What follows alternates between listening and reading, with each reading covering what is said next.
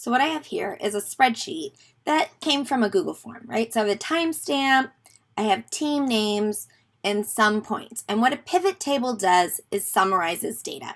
So I want to summarize how many points each team has earned. So I'm going to highlight the columns, and that can be a little tricky. You got to click on the first one, and while holding down the mouse without grabbing it, continue to highlight the others. Another quick trick is to just highlight column A, hold down the shift key, and click on column C. That's going to highlight all of your columns. Go to data and choose pivot table. I'm going to do it in a new sheet. And over here on the right hand side is your pivot table editor. And now sometimes it predicts what you want. And it says in this case it has no prediction, so can't cheat there. Under rows, I want the column that has repeating data. So when I look here and I click add, I have the timestamp.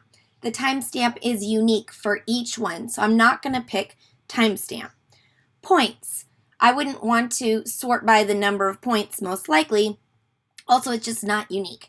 It's the team that has repeating data that I want to sort by. So that's my rows, and you'll notice it now only has 4 values. So if we come back to the spreadsheet, you'll see I had a lot of rows of data, but my pivot table summarizes. So it has taken the unique values for my rows from the teams and sorted them out.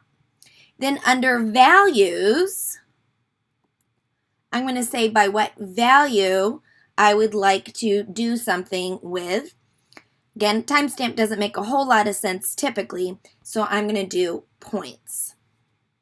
It will default to how it's going to summarize. It's going to add up the points. So you can see over here that Chupacabras earned a total of 10,000 points and Horseflies earned a total of 640. This is dynamic. So notice if I go over to team points and oh my gosh, that has to be a typo. Couldn't be 8,000. I switch it down to 80.